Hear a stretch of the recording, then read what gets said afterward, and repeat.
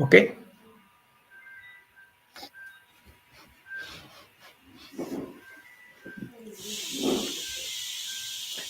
Yes sir ఇప్పుడు వస్తుంది, share కూడా అవుతుంది.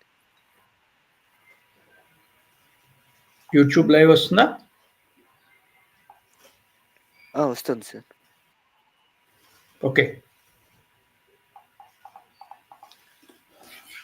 Good morning, friends. All my student friends here joining me today. I also request all our friends who are on YouTube live today. This session is for MBA students. This is on understanding the case study method. Today, as you are all aware that in management education, case method is increasingly being used. So, what are these cases and how this case method helps students to have a real life case examples, and how do they influence learning with regard to the case method? Let's examine. The case method of learning has a very rich history in management education. So it dates back to the late 19th and early 20th centuries. If you examine, those who are in the field of education, management education, can understand this history behind the case method. So it involved primarily in the fields of law first, and then to business, and then to medicine, and became more widely recognized in educational institutions of today. And the first to adopt this case method of training in educational institutions is Harvard Business School. Early 20th century, following its success in law education, the case method was adopted by Harvard Business School, HBS it is called, in the early 1900s.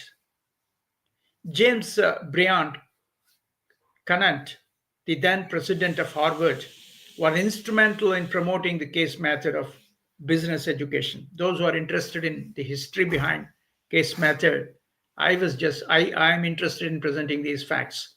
In 1920, Harvard Business School became one of the first institutions to adopt the method systematically in its MBA program. Focus on practical learning. The case method's objective was to prepare students for managerial roles by exposing them to real life business challenges and decisions. And most of the case studies allowed students to analyze company situation, identify problems, and evaluate possible solutions in classroom settings. So this method emphasized the practical application over theoretical learning. So then, when you'd like to introduce a case method for the purposes of better understanding of management students here, the first question come to our mind is, what is a case study? Of course, you have been doing case studies in the classroom environment, but then let's examine its proper perspective. What is case method and what is case study and how to handle case study? A detailed examination of a real life situation or scenario in business is what we call case study. There are two aspects here. Number one is case writing, and number two is case study analysis. Case writers need to understand a complete scenario of any organization, which need to be documented very carefully, and then it is to be presented for analysis. So there's everything to talk on case writing. There are case writers who develop cases as such. Care must be taken in developing a case study. Okay, when the case study used to explore decision making processes, business challenges, and solutions. Most of the time, what we try to learn from case method is that what is there, what is the problem of that particular real life scenario that is presented, what are the challenges that the company is facing, I mean the unit mentioned in the case is facing, analyze those things, and then suggest alternative solutions. So it's absolutely exploring a decision making process of a particular organization when you go on studying that particular case problem presented. So, what is the purpose of case method, case studies in MBA program? It's very interesting for us particularly. First one is develop problem solving, critical thinking, and analytical skills.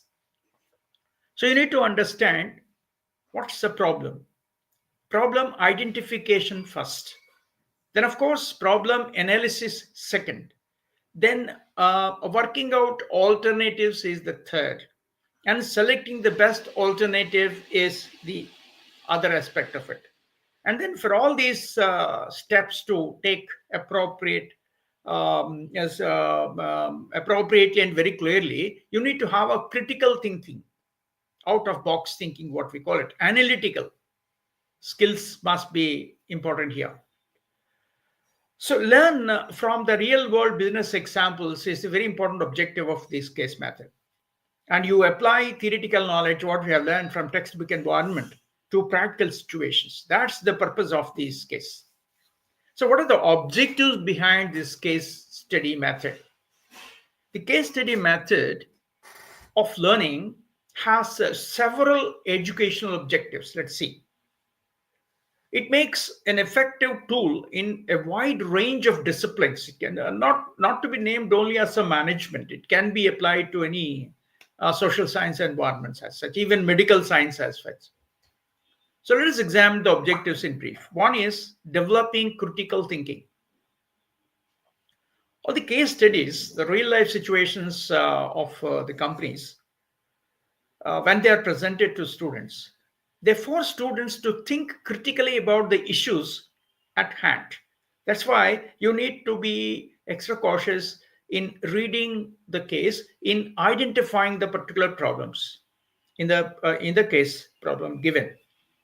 They require students to analyze real life scenarios. All case studies require the students to analyze real life scenarios, identify very clearly key problems, and think through the implications of different solutions. There can be no one solution as such. Explore as many as possible and then find out the best one, what we can give it as a suggestion to a real life scenario that is being studied by you. The method helps students develop their analytical and evaluative skills. That is the very important objective of this case method. So when you look into a case problem and go in deeper into the analysis of the case, you have analytical skills and evaluative skills abilities you can enhance by considering different perspectives and outcomes that are there given in the case, and how the problem has been been identified and what are the solutions and all that. That is the very important thing for you. How can you identify a problem and what are the different solutions that you are going to suggest here? For all that, you need to have a good what you call examination into analysis into the case problem given. So first one is it can help you to develop critical thinking abilities. Second one is that, see, you study a lot in classroom environment, a lot of theories and models and all that, irrespective of the subject that you study in management education. But then there must be a bridge between theory and practice, right? So when you get into corporate environment, you have a lot of issues you need to cope up with. So the case method allows students to apply theoretical knowledge to practical and real world scenarios. That's why we use case method in most of the subjects. Make the students understand the real life scenarios and how you approach a real life scenario and how you fix the problems, if at all you identify there in a practical scenario there. So instead of just memorizing the concepts from the textbooks, the students, must use their understanding to tackle actual problems, making the learning process more relevant and practical. That's the need for case study minded. Most of the students do, it's a practice in most of the scenarios where students will take in a lighter vein the case method. Now, please do consider that it is a very, very interesting, tool in your hands. See, in management education as such. So, this case method is especially important in the fields like business and law, and where the application of theory and real world scenarios is very crucial. That's why in law education also different cases will be studied, and how the judgments are given is studied, and how the hearings are taken is studied, and all like that. In business scenarios, we need to understand what is the business problem there and all that, and how the company tries to handle it, how did it fail or how did it succeed or whatever. All these things are made possible for us if you are exposed to real life scenarios, and these real life scenarios are documented appropriately by the case writers and will be presented for us in classroom environment to study and examine. That helps you to bridge the gap between the theory and practice. And the third one is you need to enhance your decision making skill. See, you need to analyze, and you need to arrive at a particular a solution to the given problem studied. So it enhances decision making skills. What sort of tools and techniques you have here in decision making, and what are the things that you take into consideration to decide this way, that way, and all that. So all these things are appropriately placed in a case method in a real life scenario that is given to you for training. So by analyzing cases and discussing potential solutions, you, the students, learn how to make informed decisions under uncertainty. Please note, you have to take informed decisions. What do you mean by informed decisions? You're informed by so many things happening. Only thing is, you should have to study a lot. You should have to study, analyze the problem. When you analyze the problem, you are informed about the problem given there. Then you can go with suggestion 1, suggestion 2, suggestion 3. These are all alternatives, and weigh the alternatives in terms of lot of things like your resources and all other things. So you, how to make informed decisions under uncertainty is a big learning point once you are exposed to case method of training. So the students are required to weigh various factors and potential outcomes, improving their judgment and decision making skills. So one of the interesting aspect of management is the decision making. So how you help solve different problems of the company. So first you need to identify the problem, explore the problem in its full dimension, and analyze different alternative solutions, weigh the alternatives again, and then choose the best one depending upon your resources, constraints, and all. And fourth one is it promotes very, very active learning. You are liberated from the textbook environment, mind it. You're completely liberated from the textbook environment. You get into the real life scenarios.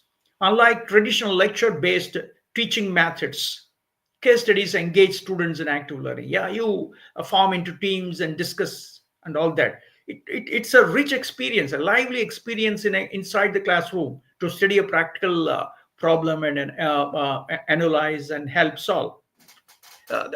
You, the students, are encouraged to participate in decisions, share your insights, and challenge one another's viewpoints. If you are good enough in handling cases in classrooms, this should be the game being played. Should be the game to be played there. So you're encouraged to participate in discussions, and you can share insights what's happening. And for you, something important, for me something important, if I would like to analyze different problems that are there in a case problem, so you and me share. So for me, I say, for me, this is the major problem, and you say, no, for me it is, this is the major problem. So this kind of analytical approach and skill you can learn here. So this promotes deeper engagement with the subject. Please note, that's very interesting. Whatever you have learned from textbooks, you keep engaging yourself, where you study the real life scenario, apply your theoretical inputs here, and foster collaborative learning, because two, three, four people sitting in a classroom, and one group is given a case and discuss and make a presentation in the classroom. And there can be intra-group collaboration and inter-group collaboration also. And the facilitator, being the faculty member, will be in a position to help you how you need to, have a clear view of the real life scenarios. So it promotes active learning. And then, of course, develop communication and argumentation skills. Absolutely important. See, the case study, you have discussions right now. So often it's involved, like you're involved in a debate. Like, see, my point is this, my point is this, I want to say this and all. So this kind of presentation, ability to present, ability to communicate with others, and ability to articulate your ideas clearly and persuasively is an interesting skill. So that can be will be there in a classroom discussion when you discuss on the case. So it helps to develop verbal communication, argumentation skills. So when you say that forcefully, you say, no, no, no, this is the problem, and this problem is to be handled this way. So your argumentation skills also develop, can be developed here, and which is very vital for most professional fields like management executives, particularly in business, law, and medicine. Of course, we are relevant. Our subject is management. That's why we are very much with management education. So that's very important. So then encouraging multiple perspectives. Yes. See, there is no one solution, as a matter of fact. So all the solutions must be weighed together, and you take a decision on X solution or Y solution, as a matter of fact. So you have the ability to view things differently. You can view multiple perspectives of a complex problem. So case studies often present complex problems with no single right answer, mind it. All the students consider various stakeholders perspectives and explore multiple solutions. Company has got its own stakeholders. One is management, shareholders, owners, then hired managers, then the customers, the financiers, bankers, or whatever it is. So like that, there are very many stakeholders of the company. So any decision, significant decisions that are taken in a company will have an impact on all shareholders, stakeholders. So that's an interesting aspect of it. This case method encourages open-mindedness and helps management students to learn how to navigate ambiguity.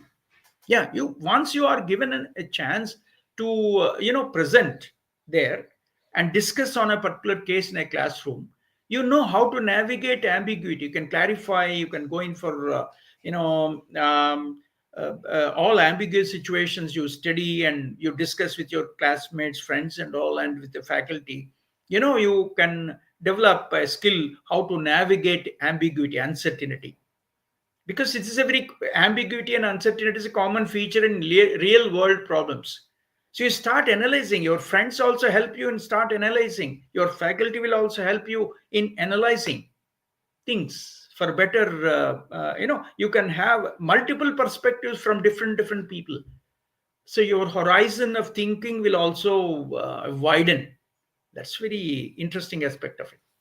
Then of course is preparing for real world challenges. Then you can understand, oh my goodness, so this is the theory and this is the practice.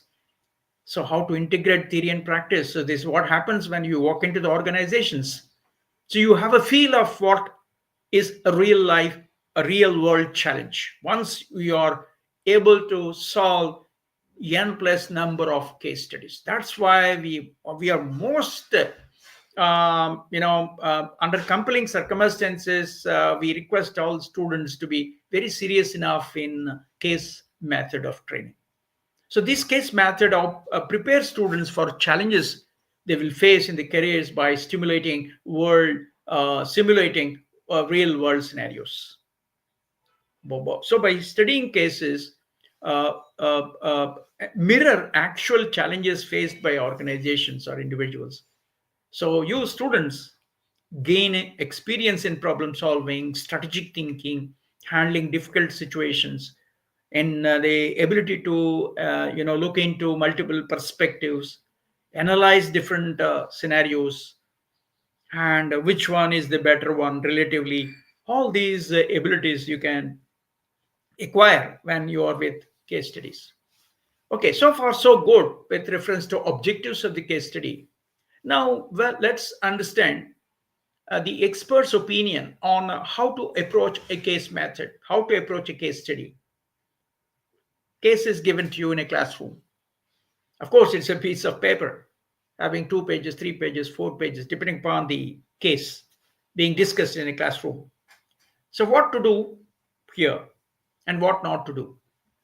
I will just would like to brush up uh, with certain fundamentals of approaching a case study for a absolute learning purpose. First one is initial reading.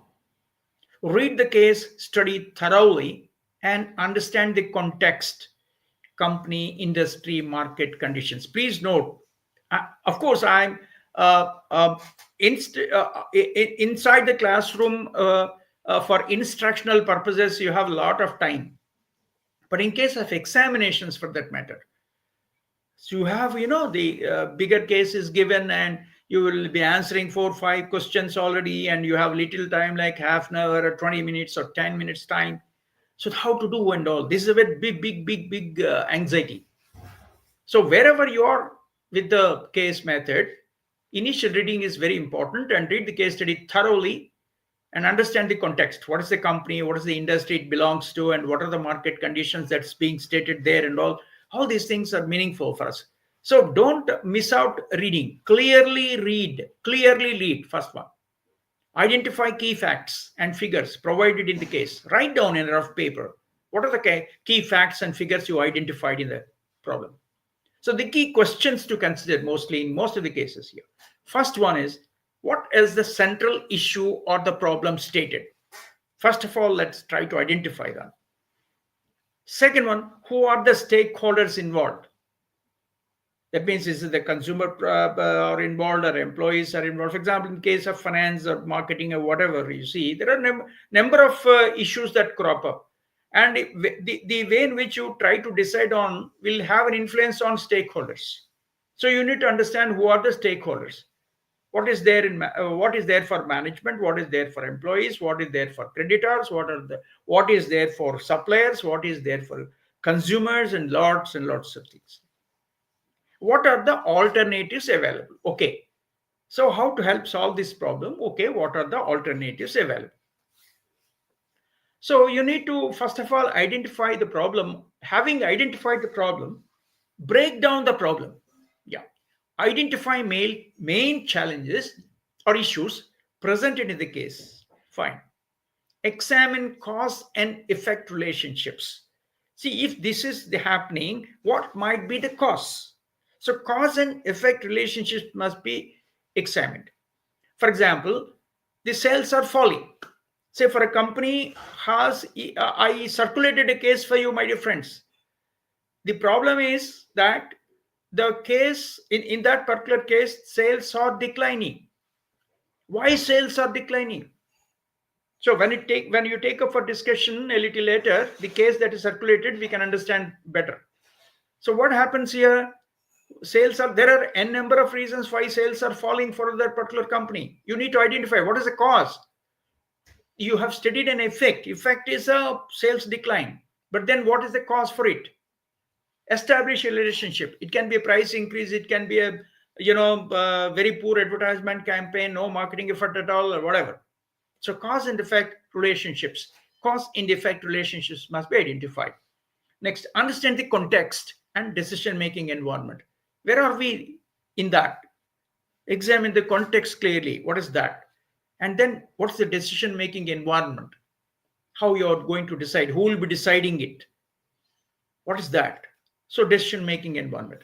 And then key areas to focus on normally would be leadership decisions and their impact. Yes, how to decide, who will be deciding it, and what is likely impact And then organizational behavior, the people's behavior at work, because if you just take the decision this way, that way, it will have an influence on people's behavior at a given context and given scenario.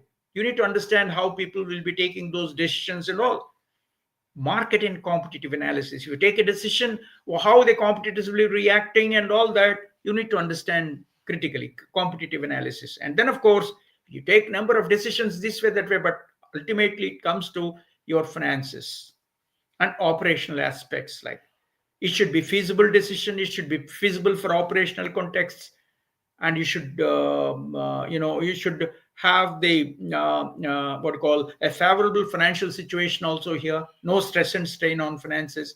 Lots of things are there when you try to analyze case study. These things must be followed. The next of course is developing solutions.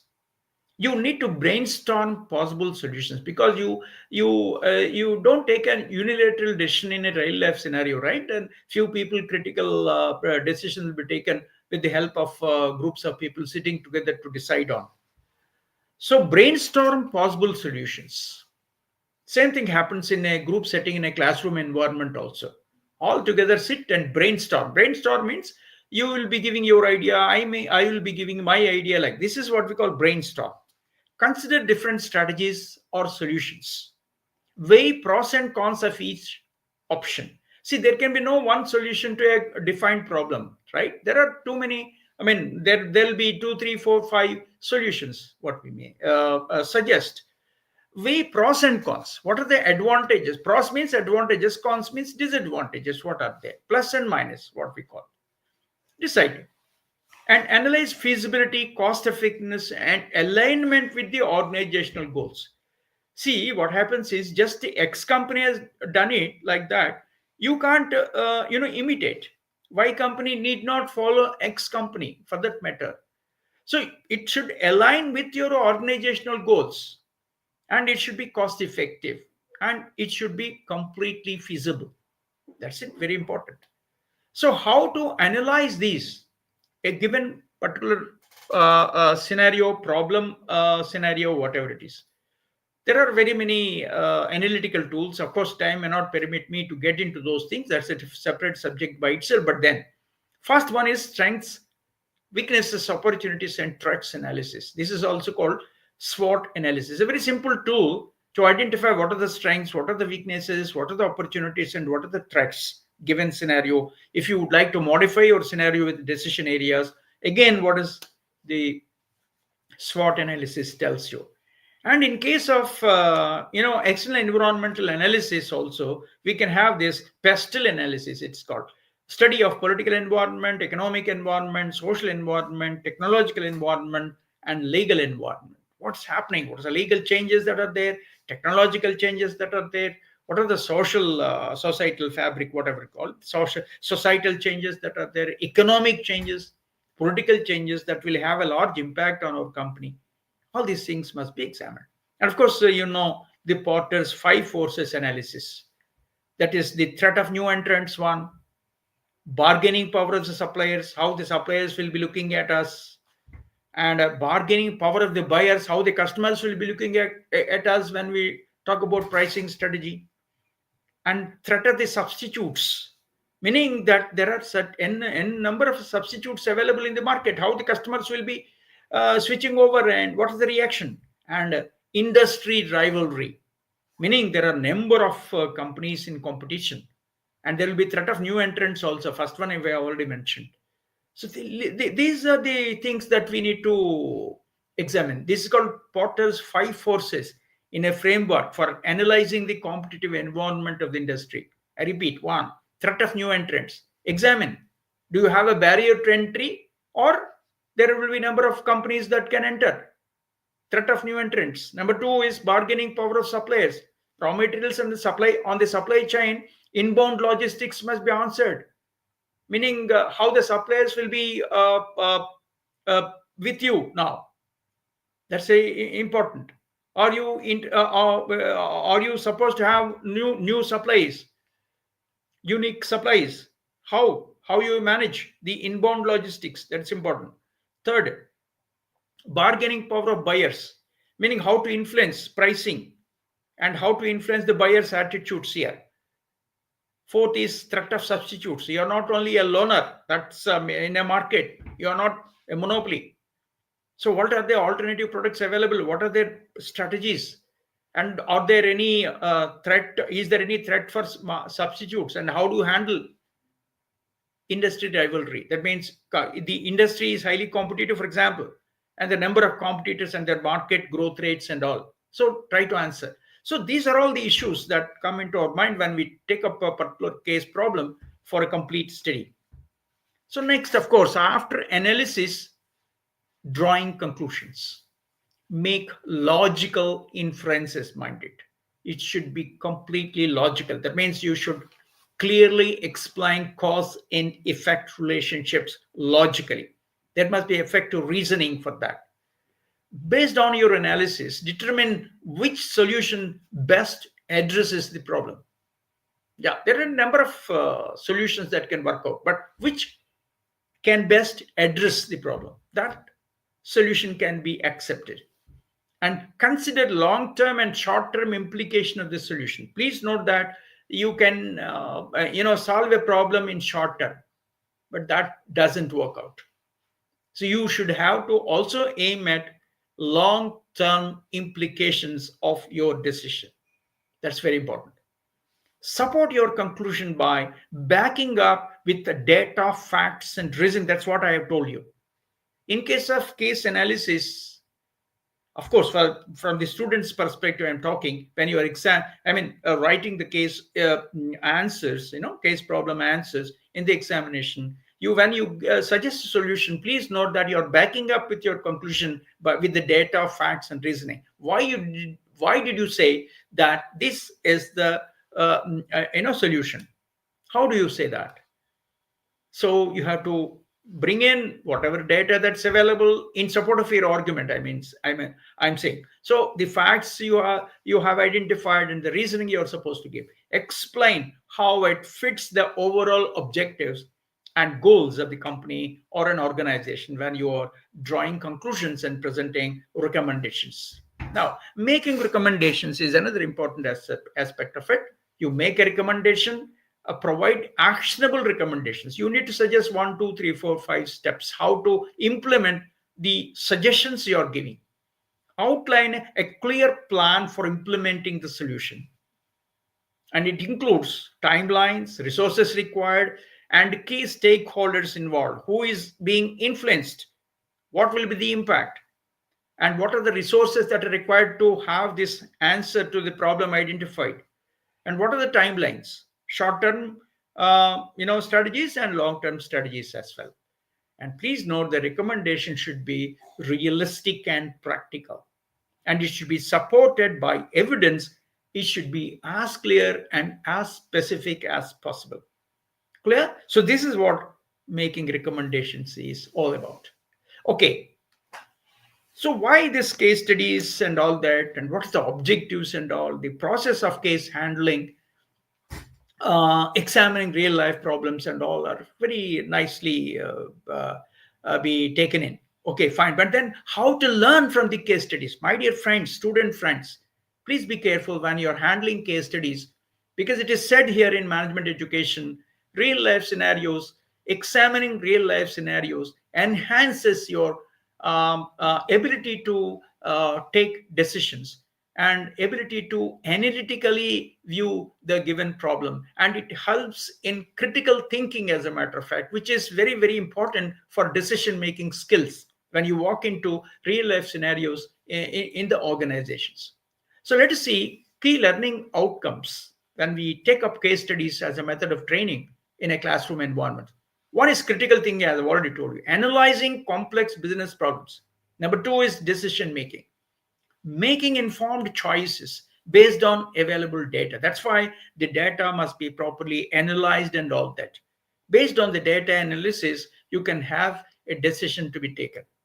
Clear? So you can suggest a recommendation. So real world applications, applying academic concepts to practical scenarios. This is the case, very important. Learning from the case. Applying academic concepts to practical scenarios. and reflect on case. What went wrong, what went right, and why, what are the problems, and all that. How can you apply these lessons to other situations? This question also can be answered. So please note that it's a very, very interesting learning methodology. So don't miss out when you are with the case problems. Don't take it easy. So then, of course, there are some problems to avoid in case studies, some common pitfalls. Let's see. When you're taking up case studies for discussion and answering it in the examinations also, avoid these mistakes. Number one, focusing only on one aspect of the case. Either it can be operations, either it can be marketing or HR or financials or whatever. Look at an integrated approach to answer a particular case problem. Of course, there may be a certain problem which is highlighted. It can be particularly relating to either finance or marketing or operations or human resources. Then, of course, it is okay.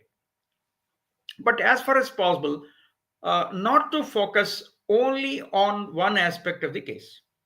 The second mistake to be avoided, jumping to conclusions without adequate analysis. Take the case for reading twice or thrice in order to understand the hidden problem there, because you're asked to make a decision on that, right? Or suggest an alternative solutions for that.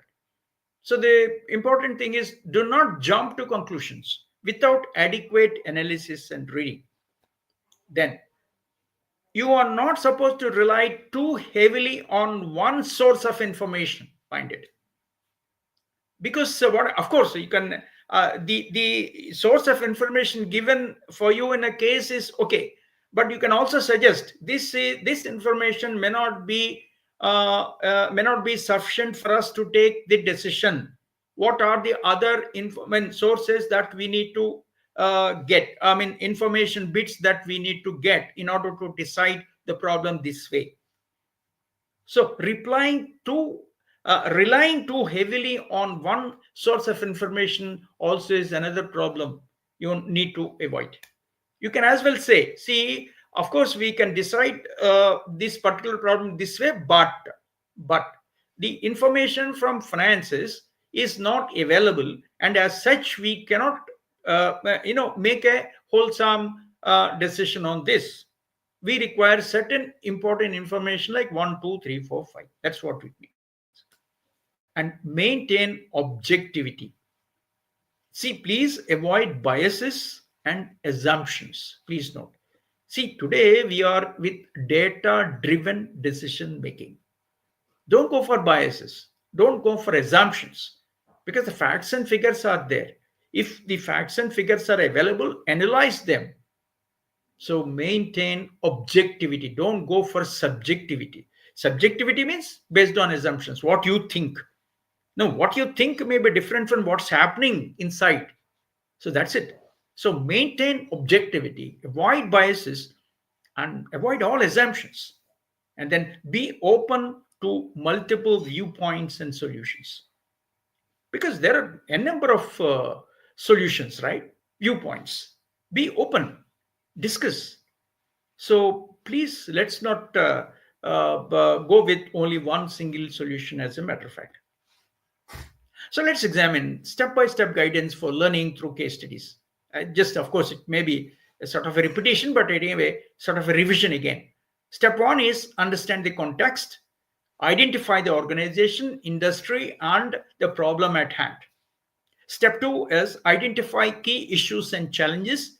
What are the main business problems that are being highlighted there in the case? And who is affected, meaning stakeholders who are likely to be affected. And analyze the data given. Gather facts, figures, and qualitative, quantitative data, and what do numbers tell you must be properly examined and analyzed. And of course, explore a lot of alternatives. Don't stick to one, two. Brainstorm different solutions. Consider short-term, long-term objectives together. And then, of course, is your choice to make a decision. Use analytical tools to choose the best possible solution. You just analyze as many tools available as possible. With the help of the tools, you analyze and present a solution and formulate recommendations which are practicable and actionable as such. So, friends, it is important for us to say that case studies are a very powerful tool for learning complex business concepts and applying these case studies with a very structured analysis leads to better decision making and problem solving skills.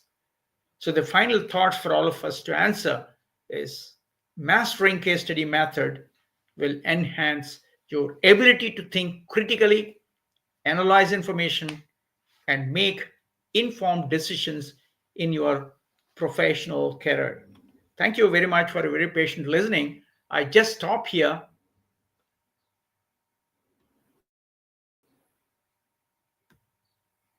and then let's go for analysis into